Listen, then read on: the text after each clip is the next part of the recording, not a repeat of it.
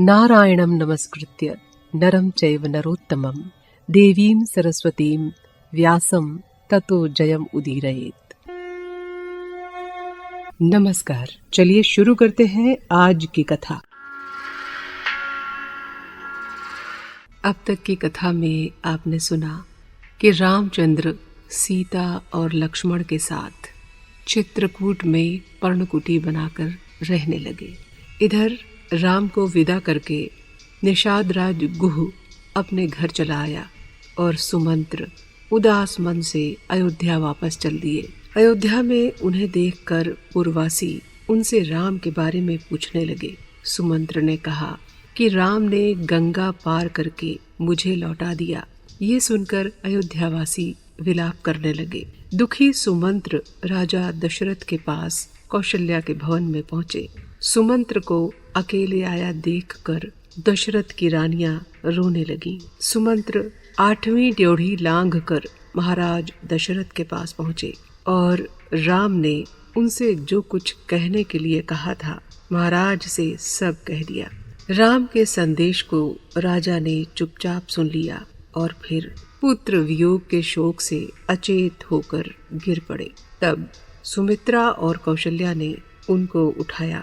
राजा के सचेत होने पर शोक से पीड़ित कौशल्या ने राजा से कहा, राजन, पहले आपने नहीं विचारा, अब शोक करने से क्या होगा। आज राम को गए 6ठी रात होगी। ये 5 दिन 5 बरस के समान बीते हैं। यूं बातचीत करते आधी रात का समय हो गया। तब राजा को अपने पाप और ऋषि के शाप की याद हो आई। तब उन्होंने कौशल्या से कहा, कल्याणी, मनुष्य अच्छे या बुरे जो भी कर्म करता है उनका फल उसे अवश्य भोगना पड़ता है। आम को काट कर बबूल लगाने वाला आम की मिठास कैसे पा सकता है। मैंने अनजाने में जो पाप किया था उसी का ये फल मुझे आज मिला है। युवावस्था में मैंने शब्दभेदी बाण चलाना सीखा था। चाहे जितनी दूर शिकार का शब्द मुझे सुनाई पड़ता था तब भी बिना देखे अपने बाण से उसी शब्द पर चोट करके उस शिकार को मैं मार सकता था। वर्षा ऋतु का समय था। मैं धनुष बाण लेकर शब्दवेदी बाण चलाने का अभ्यास करने के लिए रात के समय सरयू नदी के तट पर गया। प्रातःकाल वनवासी जीव सरयू में पानी पीने आया करते थे। उन्हीं का शिकार मैं करना चाहता था। कुछ प्रतीक्षा के बाद अंधकार में मुझे हाथी का सा शब्द सुनाई पड़ा, जो असल में घड़े में पानी भरने का शब्द था। मैंने उसे जंगली हाथी समझकर धनुष पर ठोस लोहे का नाराज नाम का बाण चढ़ाकर उसी शब्द को ताक कर मारा। बाण जैसे ही निशाने पर लगा वैसे ही मनुष्य की वाणी में ये सुनाई पड़ा, हाय हाय मार डाला, किसने मुझ तपस्वी को मारा। मैंने किसका क्या बिगाड़ा था, मुझे मारने से किसे क्या लाभ हुआ। हाय, मुझे अपने मरने का शोक नहीं है। मेरे न रहने पर मेरे बूढ़े और अंधे माता पिता की क्या दशा होगी। इस करुण विलाप को सुनकर मेरे पैरों तले से मानो जमीन खिसक गई। मैं घबरा कर वहां पहुंचा तो देखा बाण की चोट से घायल, खून से लथपथ एक मुनि कुमार वहां पड़ा हुआ था। उसकी जटाएं बिखर गई थीं और पानी का घड़ा वहीं लुढ़का पड़ा था। उसने क्रोध से मुझे देखा जैसे अभी भस्म कर देगा। उसने भरे गले से कहा, राजन, मैंने आपका क्या अपराध किया था जो आपने मेरी हत्या कर दी। मेरे साथ आपने 2 और तपस्वियों को मार डाला।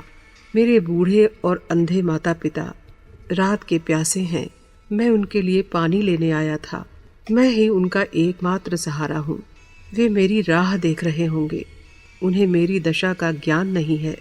अब यदि आप अपनी कुशलता चाहते हैं तो जल्दी से उनसे सारा वृत्तांत कहिए। अगर ऐसा नहीं हुआ तो वे आपको शाप देकर भस्म कर देंगे। ये पगडंडी मेरे पिता के आश्रम को गई है, पर जाने से पहले मेरे शरीर से ये बाण निकाल दीजिए। मैं सोच में पड़ गया कि बाण निकालते ही ये मर जाएगा और मुझे ब्रह्म हत्या लगेगी। मुझे चिंता में पड़ा देखकर वो बोला, राजन, चिंता ना करो, तुम्हें ब्रह्म हत्या नहीं लगेगी। मैं ब्राह्मण नहीं हूँ, मेरी माता शूद्र और पिता वैश्य हैं। ये सुनकर मैंने उस तपस्वी की छाती में धंसा हुआ बाण निकाल दिया। बाण निकालते ही वो परलोक सिधार गया। अनजाने ही इस महापाप को करने से मैं बहुत चिंतित हुआ और डर गया। अंत में मैंने ये निश्चय किया कि उस तपस्वी कुमार के अंधे माता पिता के पास चलकर क्षमा प्रार्थना करनी चाहिए। तब घड़े में पानी भरकर मैं उनके आश्रम में पहुंचा। मेरी पदचाप सुनकर उन्होंने पूछा, बेटा, बड़ी देर कर दी, जल्दी पानी लाओ, हम कब से प्यासे हैं। तब डरते हुए मैंने धीमे स्वर में कहा, मैं आपका पुत्र नहीं, दशरथ नाम का क्षत्रिय हूँ। इसके बाद सारा वृत्तांत मैंने कह सुनाया। मेरी बात सुनकर जैसे उन पर वज्रपात हो गया। क्षण भर तो वे कुछ बोल ही नहीं सके। फिर क्षमा प्रार्थना कर रहे मुझसे उन्होंने कहा कि अगर ये सारा वृत्तांत तुम स्वयं मुझसे न कहते तो मेरे श्राप से तुम्हारे सिर के 100 टुकड़े हो जाते। तुम रघुवंशी राजा हो, इसलिए मैं तुम्हें शाप देकर अभी भस्म नहीं करूंगा। अब मुझे वहां ले चलो जहां मेरा प्यारा पुत्र पड़ा है। देवी कौशल्या, मैं उसी समय उन दोनों अंधों को टिकाकर उस स्थान पर ले गया।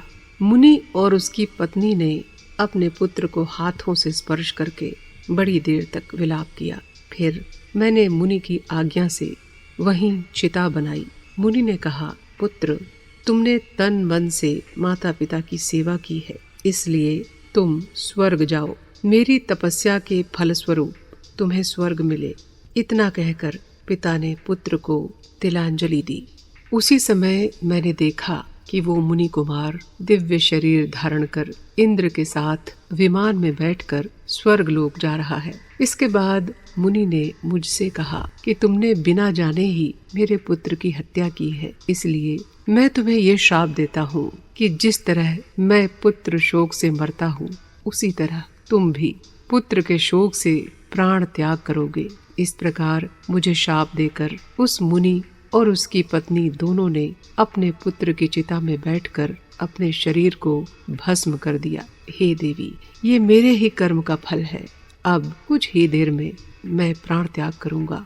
इस प्रकार राम के लिए दशरथ शोक करने लगे। रात और बीती। कई दिनों के शोक और थकान से सबकी आंख लग गई। रात को राम राम रटते हुए राजा दशरथ स्वर्गवासी हुए।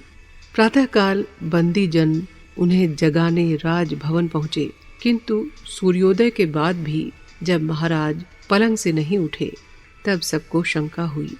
अंतःपुर की दासियों ने महाराज को स्पर्श करके देखा, उनके प्राण निकल गए थे। कौशल्या और सुमित्रा बेखबर पड़ी सो रही थीं। महाराज की मृत्यु का समाचार जब उनकी रानियों ने सुना तो चीत्कार करके रोने लगीं। इतना शोर सुनकर कौशल्या और सुमित्रा हड़बड़ाकर जाग पड़ीं और महाराज की दशा देखकर हाय महाराज कहकर पछाड़ खाकर गिर पड़ीं। वशिष्ठ आदि सभी पुरोहित और मंत्री आ गए। राजा की मृत्यु पर सब लोग शोक करने लगे। सभी ने ये निश्चय किया कि महाराज का दाह संस्कार अभी न किया जाए।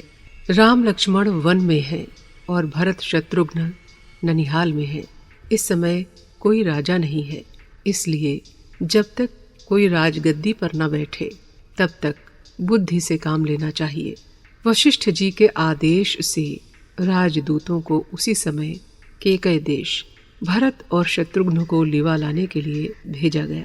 लगातार चलते हुए वे राजदूत केकय देश की राजधानी गिरिव्रज नामक पुर में पहुंचे। इधर पिछली रात को भरत ने बहुत बुरे सपने देखे थे और वे चिंतातुर थे। तभी अयोध्या से दूतों के आने का समाचार उन्हें मिला। दूतों ने केकय नरेश से मिलकर अयोध्या से लाई हुई भेंट सामग्री उन्हें दी।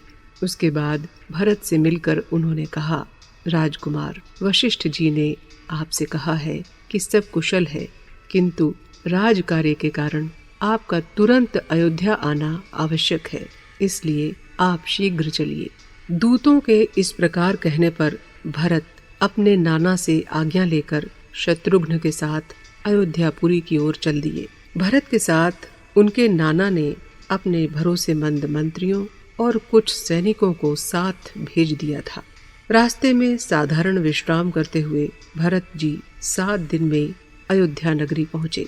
अयोध्या को आनंदहीन देखकर उन्हें कुछ शंका हुई और मन में बुरे विचार आने लगे। इस प्रकार चिंतातुर भरत ने अयोध्या में वैजयंत नाम के द्वार से प्रवेश किया। उन्होंने देखा कि आंखों में आंसू भरे पुरवासी उनकी ओर देख रहे हैं। भरत रथ से उतरकर सिर झुकाए सीधे पिता के भवन में गए। वहां उन्हें न पाकर वे अपनी माता के भवन में पहुंचे। आज की कथा बस यहीं तक। आगे की कथा के लिए इंतजार कीजिए अगले एपिसोड का। तब तक के लिए नमस्कार।